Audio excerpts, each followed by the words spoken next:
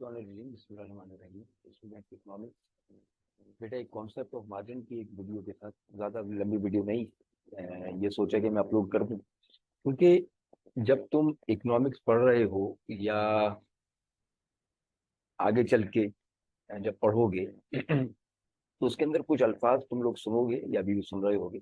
Marginal utility, marginal cost, marginal revenue, marginal product. तो ये margin जो है ना, वो इकोनॉमिक्स में कभी जान नहीं छोड़ता है।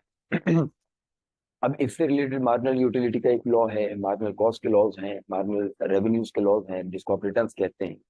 परफेक्ट कंपटीशन, इम्परफेक्ट कंपटीशन, इसके अंदर मार्जिनल रेवेन्यू, मार्जिनल कॉस्ट मुस्तकिल तुम्हारे साथ रहेगा। तो बेहतर है कि इससे पहले कि हम उन लॉज की तरफ चलें, हम मार्जिन का कॉन्सेप्ट ले लें कि मार्जिन क्या होता है। तो इसी से रिलेटेड ये वीडियो मैंने यहाँ पे बनाया है ताकि तुम लोगों को आगे के लिए आसानी हो जाए। बेटा मार्जिन तुम लोगों को स्क्रीन पर नजर आ रहा होगा। Margin is simply a difference because of addition. आप कोई भी चीज, कोई भी काम करते हैं, उसके नतीजे में आपके पास कोई ना कोई रिजल्ट आता है। आप जब उस काम को बढ़ाते हैं तो डेफिनेटली आपका रिजल्ट भी बढ़ता है। तो बढ़ाने से पहले और बढ़ाने के बाद किसी भी काम को पहले जब आप कर रहे थे तो रिजल्ट क्या आ रहा था, और अब जब आपने उसकी क्वांटिटी को बढ़ाया है तो अब रिजल्ट क्या आया है, इनके दरमियान के डिफरेंस को मार्जिन कहा जाता है। तो मार्जिन जो है वो एक एडिशन है। आप कोई प्रोडक्ट बना रहे हैं, आपके ऊपर कॉस्ट आ रही है, आपने उस प्रोडक्ट को ज्यादा बनाया, आपकी कॉस्ट ज्यादा बढ़ जाएगी। तो पिछली वाली कॉस्ट से जब आप अगली कॉस्ट को माइनस करेंगे तो आपके पास जो जवाब आएगा उसको मार्जिन कहा जाता है। इसको थोड़ा सा आसान समझने के लिए हम थोड़ी सी मिसालें ले लेते हैं। पहले हम मिसाल ले लेते हैं मार्जिनल कॉस्ट की। देखिए स्क्रीन के ऊपर इस वक्त हम फर्ज कर लेते हैं कि हम शर्ट्स मैन्युफैक्चर कर रहे हैं। तो आपके पास पहले कॉलम पे नजर आ रहा होगा प्रोडक्शन ऑफ शर्ट्स, उसके बाद अगला कॉलम आपको नजर आ रहा होगा टोटल कॉस्ट, और फिर उसके बराबर में मैंने कॉलम आपको दिया है मार्जिनल कॉस्ट। बेटा जिस वक्त आपने शर्ट मैन्युफैक्चर की तो डेफिनेटली आपने लेबर लगाया होगा, रॉ मटेरियल लगाया होगा, और उस इलेक्ट्रिसिटी के चार्जेस शुरू हुए होंगे, तो डेफिनेटली उसकी कोई ना कोई कॉस्ट आ रही होगी। फर्ज करो कि जिस वक्त तुमने पहला लेबर लगाया है और पहली प्रोडक्शन जब तुम दे रहे हो तो तुम्हारी टोटल कॉस्ट उसके ऊपर आ रही है 25। अब आहिस्ता आहिस्ता जैसे जैसे तुम्हारा काम बढ़ता है, तुमको ऑर्डर ज्यादा मिलते हैं, तो तुम क्या करोगे, डेफिनेटली दूसरे लेबर को ऐड करो। जब दूसरे लेबर को ऐड करोगे तो उसके अंदर तुम्हें रॉ मटेरियल भी ज्यादा चाहिए होगा, तुम्हारे यूटिलिटी एक्सपेंसेस भी बढ़ेंगे। तो नतीजा क्या होगा कि तुम्हारी कॉस्ट बढ़ जाएगी। तो हम फर्क करते हैं कि जब हमने दूसरे लेबर को ऐड किया है तो हमारी टोटल कॉस्ट 45 हो गई।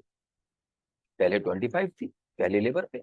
अब जब हमने प्रोडक्शन को बढ़ाया तो डेफिनेटली हमारी कॉस्ट बढ़ेगी और वो 45 होगी। अब आइए देखते हैं कि मार्जिन क्या है।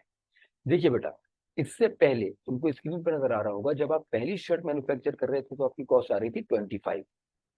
अब आपकी टोटल कॉस्ट हो गई 45। अब मैं कहता हूं उसका मार्जिन क्या निकला।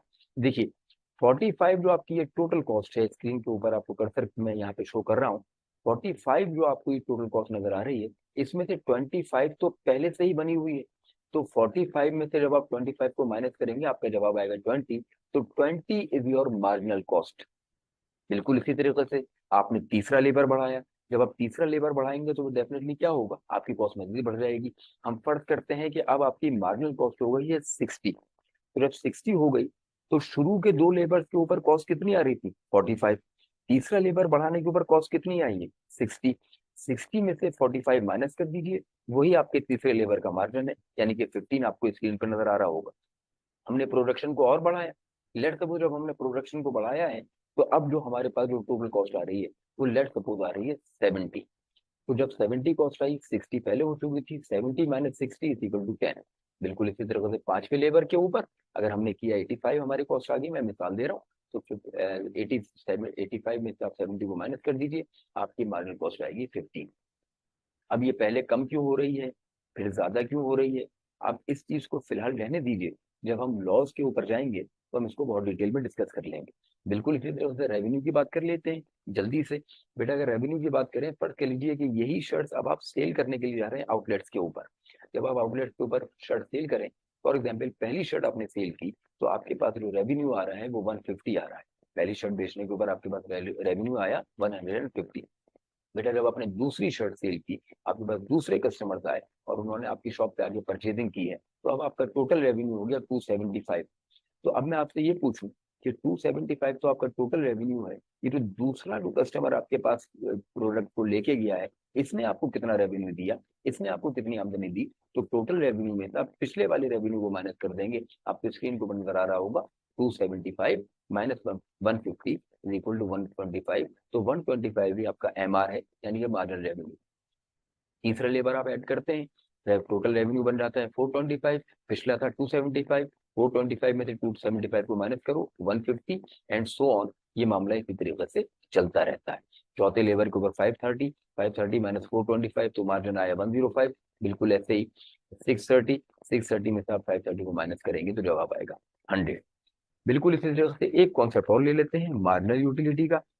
फर्ज कर लीजिए कि एक कंज्यूमर है जो कि कंज्यूम कर रहा है एप्पल। जिस वक्त उसने पहला एप्पल कंज्यूम किया है, उसको टोटल यूटिलिटी मिली है 20 यूटिल्स। अब अगर तुम्हारे पास मार्जिनल यूटिलिटी कॉन्सेप्ट ना हो और टोटल यूटिलिटी और मार्जिनल यूटिलिटी क्या होती है, तो एक लिंक मैंने डिस्क्रिप्शन में दे दिया है, law of diminishing marginal utility and concept of utility. Description पे उस लिंक के ऊपर क्लिक कर देना, तुम्हारे सामने वो लॉज भी खुल के सामने आ जाएंगे, तो वहां से और अच्छी तरह से समझ लो। मार्जिनल यूटिलिटी तो ज़ाहिर है पहले के ऊपर तो कोई नहीं होगी। जब हम दूसरे एप्पल कंज्यूम किया तो डेफिनेटली इसकी टोटल यूटिलिटी बढ़ेगी, सेटिस्फेक्शन लेवल बढ़ेगा। 35 हो गया, 35 में से तुम 20 को माइनस कर दोगे, वही वाली बात। इस टोटल में से पुराने वाले टोटल को माइनस किया, हमारे पास जवाब आया 15। और फिर ये सो ऑन मामला ऐसे ही चलता रहेगा।